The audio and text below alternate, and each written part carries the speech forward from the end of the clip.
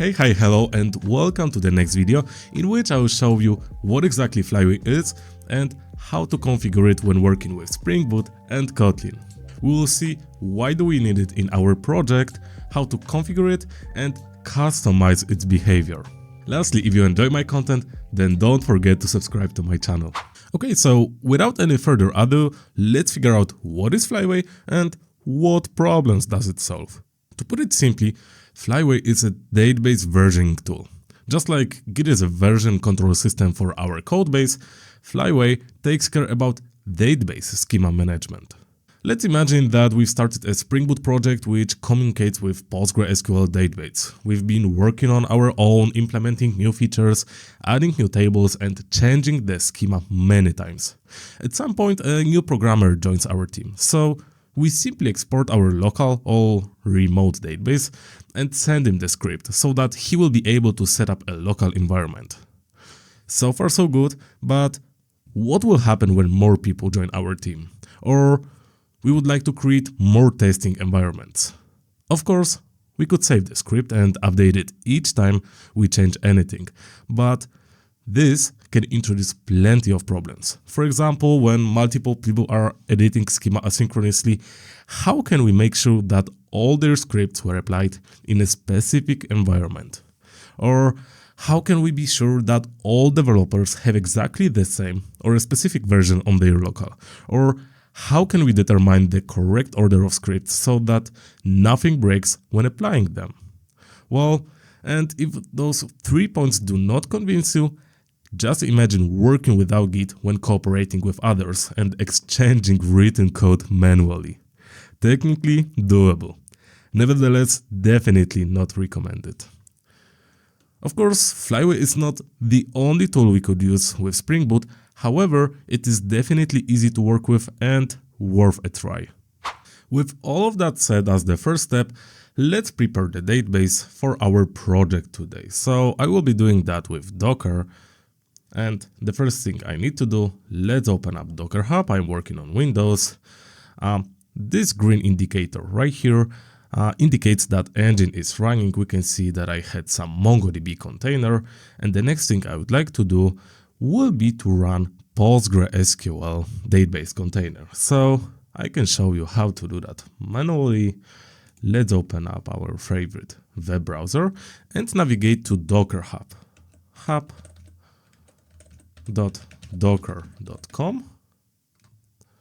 Wonderful.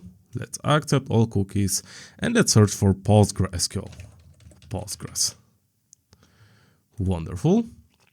Let's click right here and let's scroll down a bit. I'll show you the command that we can run in order to fetch Postgres. Docker run, we specify the name for our container. We can set the Postgres password as the environment variable. We run that in a detached mode, and we also need to provide the name of the image. So let me copy this command from here, Ctrl+C, and as I'm working on Windows, I will run PowerShell. Excellent. Ctrl+V, and I would like to adjust two things. Firstly, I would like to set the password as password. If we do not specify the default username, it will be Postgres. -d, let's leave it. And the Postgres version I would like to use will be 15, because at this point, this is the last supported last supported PostgreSQL version by Flyway. We can see unable to find image Postgres 15 locally. It may take a while for Docker to fetch the necessary things. When it finishes, we can see downloaded, newer image for Postgres, and in here, we can see the hash of our container. So when I specify docker ps to show running containers, we can see Postgres. Similarly, in here, we can see some Postgres added. We can see it running. Actually, I need to stop that, because we need to do one more thing. So let me delete that, remove. This time it will be way faster. Let's run this command once again, but this time I need to expose the port of our container to our local host. So whenever we will be connecting to localhost -p 5432. So whenever I will be reaching localhost 5432, it will be forwarded to 5432 of our container. Again, let's run this time. We can see that the image is downloaded already, so it doesn't take that much time. Let's verify. Yep, this time we can see that the port is exposed. So, following, let's open up the tool for database management. I will be using dbeaver, which is a free tool. Feel free to use whatever you want. In here, let's click New Database Connection, and we are using PostgreSQL. So let me click on PostgreSQL. Next. So the host will be localhost. This is correct. Port will be the default PostgreSQL port 5432. Database will be Postgres because this is the default database. Of course, this can be configured as well when running the container, but we didn't do that. Username will be Postgres and password. Let's test the connection. We can see that we are connected, so let's hit OK, finish, and on the left side we can see our connection. We can see that we have one database called Postgres. So as the first thing I would like to do here, create a new database. I'll call it SomeDB because usually that's what you should do in your real life scenarios. So with that done, at this point, that's pretty much everything we need to do here. So following, I would like to set up a new Spring Boot project, and the first thing we need to do, and I suggest you to do, is to navigate to start.spring.io. If you are using IntelliJ Ultimate Edition, you can do that from your IDE. start.spring.io. Excellent. The project, I would like to use Gradle with Kotlin DSL, so I need to specify this one. Language will be Kotlin as well. Spring Boot version, I will select the latest stable. Coder C, artifact Flyway. Description, let me delete that. Package name, that's okay, jar, whatever. For the dependencies, I will use Spring Data JDBC. Persist data in SQL stores with plain JDBC. Excellent. At this point, I can hit generate. It's downloaded. And let me copy that to the desired directory. Documents, project. I have one example project, and technically I've extracted Flyway project in here. So with that done, the next thing I will need to do will be to simply specify new IntelliJ project. Let's click open. In here, we have projects, example, Flyway. Let me click on Flyway. And we need to wait some time for Gradle to build our project.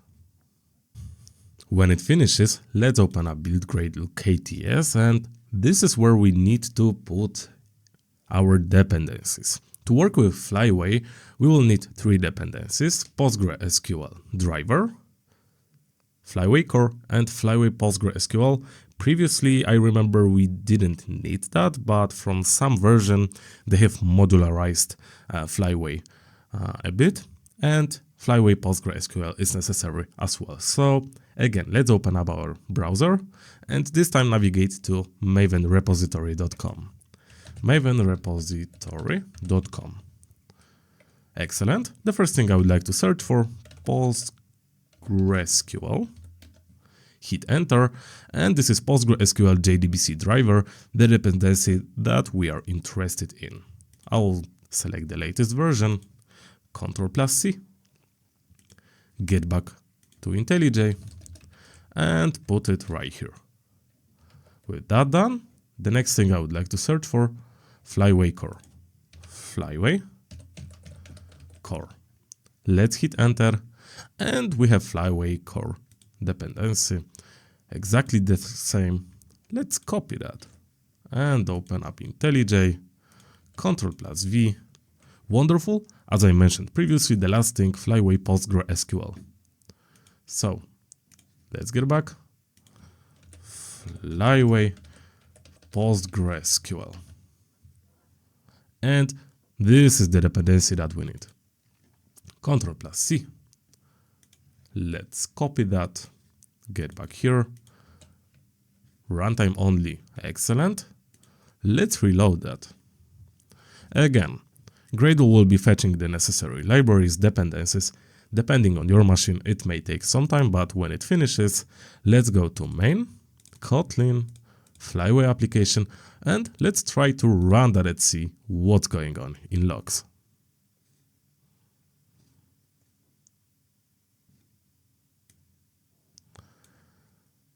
Okay, so we can see that application failed to start and failed to configure data source. So URL attribute is not specified and no embedded data source could be configured. So the next thing we need to do will be to navigate to resources and configure data source. By default, we have application properties. I prefer working with YAML files.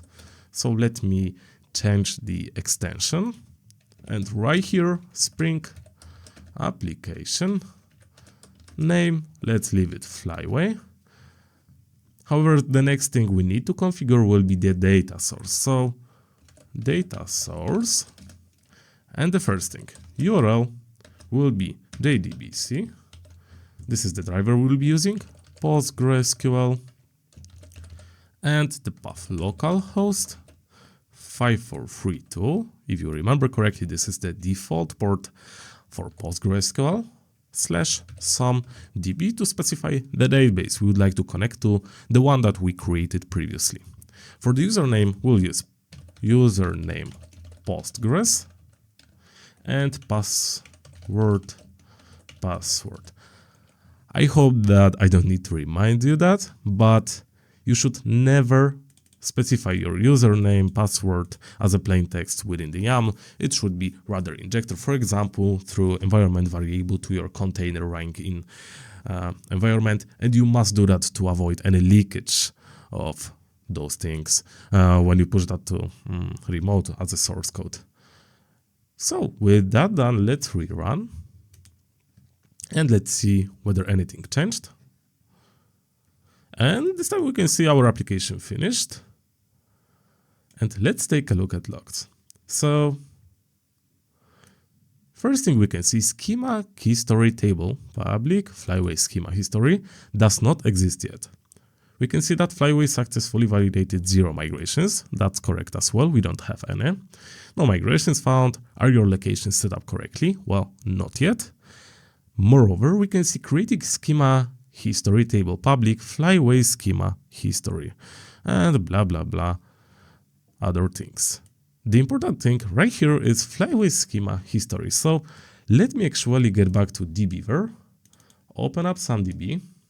Let's hit here, schemas, public, tables. And we can see a table, Flyway schema history.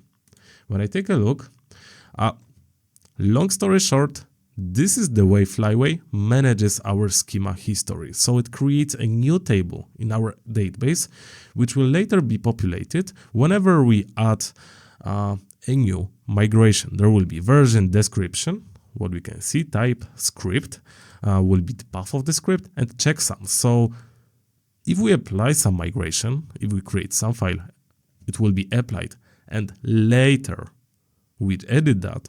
Well, Flyway will know about that. But with that done, let's get back to IntelliJ and let's add the migrations directory. Right mouse button on resources, new directory, db. Once again, right mouse button, new directory, migrations. And this is the default Flyway location for migrations. Of course, we can customize that and we'll learn how to do that later. Nevertheless, let's add our first migration. Right mouse button, new file. Let's call it v1 _ create user table. And this will be SQL script. Let's take a moment to figure out this strange name. Well, this is not the mistake. This is the way we need to name things when working with Flyway. So first of all, our name consists of a prefix. V for versioned migrations, U for undo, R for repeatable, and B for baseline. So we can see that this script will be a version migrations. Secondly, we need to specify the migration number, and in our case, this is 1. If we would like to it be 1.1, then we should start the name with 1_1. So in the end, this will be translated to 1.1. Nevertheless, I don't want to change that. Nextly, we have the double underscore that separates version from migration description. And we have the migration description create user table. So let's see it in practice. Let me create a new. Let's insert some script. Create table if not exists. App user. Let's open up bracket. ID serial not primary key. Name text not null. Semicolon. Shift plus F10. And let's see what's going on. In logs, no migrations found. Are your locations set up correctly? So I guess they are not. Let me close this one. DB migrations. Sorry, this should be singular. And now, once again, Shift plus F10 to rerun the application. And we can see successfully validated one migration, current version of schema, empty schema, which means that we didn't have anything. And Flyway is migrating schema public to version 1, create user table. And you can see it successfully splitted the version from the description. Let's take a look whether this is true. So let's open up the Beaver data. The first thing I would like to check will be Flyway schema history. F5 to refresh, and we can see that Flyway populated this table. We have the description, create user table. We have the type SQL. We have the script name v1 and checksum as well. If you're interested in that, let's get back to IntelliJ and let's change the script a bit. For example, let's add address, text, not null as well. Let's take a look now. Shift plus F10. And we can see that this does not work right now. Error creating bean with name Flyway initializer. Migration checksum mismatch for migration version 1 applied to database. So this is the value that we have in a Flyway table and resolved locally. And this is a great proof that Flyway will help you not only to add new migrations, change your schema, but additionally will guard you from changing that, or anyone in your project from changing existing schemas. Well, if you would like to apply this once again, well, then you need to manually edit that. I do not recommend doing so. So if you would like to change the last migration, then you would need to simply delete this record and manually revert your table to the version from the migration. And then you could technically rerun because Flyway will not be aware of the version. Anyway, do not recommend that. However, life is life and sometimes we need to think outside of the box. So let me bring back that actually to the previous version. Shift plus F10 to see if it still matches. No, it does not. So maybe Ctrl plus Z. Can I do that? Shift plus F10. Let's take a look. Okay, let me revert that. Then we'll see that in action. I am deleting app user. I am deleting this record. Hit save. Get back to our project. Shift plus F10.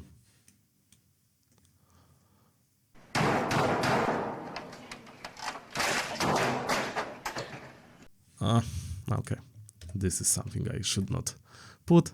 Shift plus F10. Yeah, that's Kotlin. Kotlin thing to leave trailing commas. Successfully applied one migration to schema public, and that indicates everything is working fine. So with that done, let's see how we can customize Flyway with application YAML file. And the first thing I would like to show you will be to disable Flyway. So let's go here, Spring Flyway enabled. And by default, this is true. We can set that to false. For example, you have various environments. You may want to set that from environment variable.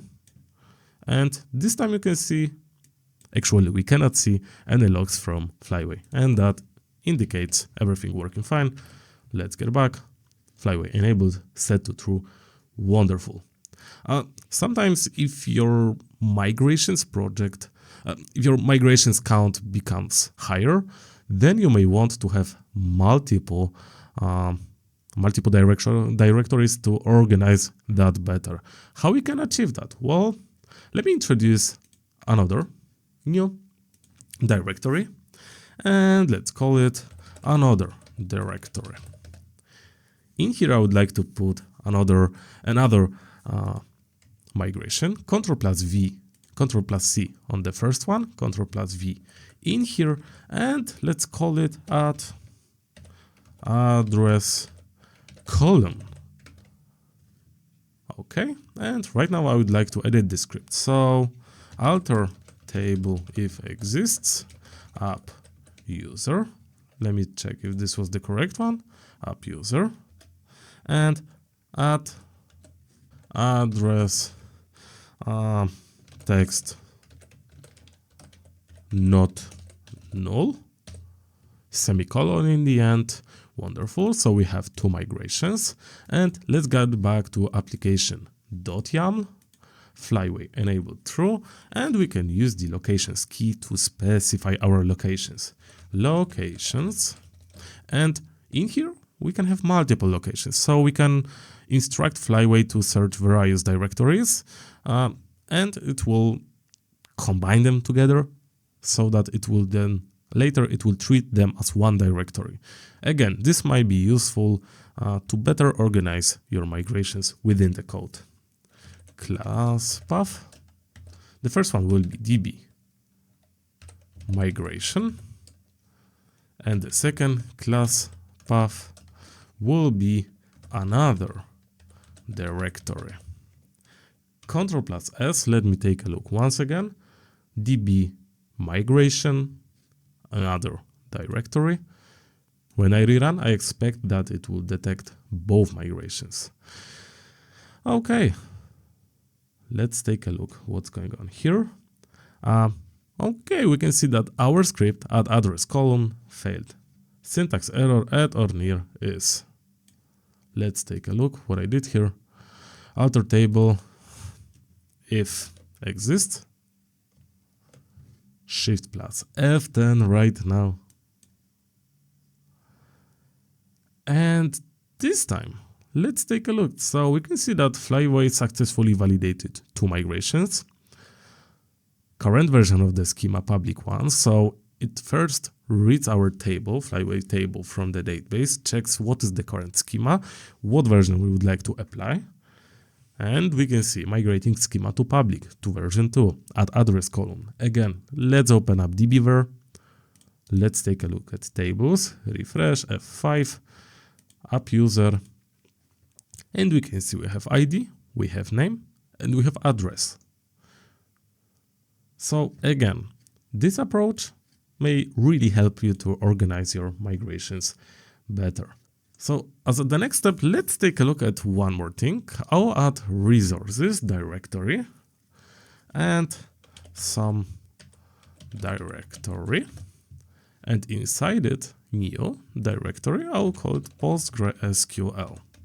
I would like to show you that Flyway is able to detect the vendor on the fly. So let's add v3 and we'll drop this column. v3 drop address column. Let's add it. We have it in PostgreSQL. alter table if exists app user, and right now drop column and address. I would like to drop this column. Wonderful. Let's get back to application.yum, and this will be the third directory I would like to specify here. So class path, some directory, slash, and vendor. So with this, I expect Flyway to detect vendor as PostgreSQL and to resolve that on the fly. If I rerun and everything was set up correctly, we should see that, well, migrating schema to version 3. So we can see that Flyway detected it successfully. To prove that, let's refresh our app user. We can see that the column was successfully removed. The last thing I would like to show you will be the Java/Kotlin configuration. So SQL files are not the only way to configure Flyway. We can do that in the code, and sometimes this may be better whenever you would like to automate something or fetch some data maybe from external resource, from some file, and it may be quite hard to do or not doable within SQL. Well, in such a case, we can simply implement the Java migration interface and annotate that as a component in our code. And again, we can mix that, but in real-life scenarios, you should be quite cautious about that because it may be hard to understand later or for other people within your project. Nevertheless, with that said, let me close all of these, close all tabs, hit on this package, new package, I'll call it config, and again, right mouse button, new, I'll call it Flyway. Within it, I would like to introduce a new class, and the class name will be matching this style, the Flyway style of naming convention. Class v4, and for example, well, at address column again. Let's hit enter. As I mentioned, this must be annotated as a component or in any other way to instantiate being within our Spring context. And as I mentioned, we can implement a Java migration interface or extend the base Java migration. Base Java migration, this is a class. In IntelliJ, Ctrl+E to implement member, and we can see we need to override the migrate function. The first thing I would like to do will be context, and let's make context not nullable. Nextly, I would like to instantiate a new statement, update equals context dot connection dot create statement. Wonderful. And the next thing, we can invoke the execute method on it. So update.execute, and in here we can see that I can specify a simple SQL script as a string value. Again, sometimes you may want to use this approach to fetch some information from, I don't know, environment variables, another API even. Well, that might be a good place to start with. And again, this time I will simply copy add address column once again. So v3, Ctrl+C, let's get back here, alter table if exists app user add address text not null. Well, let's run this. Shift plus F10.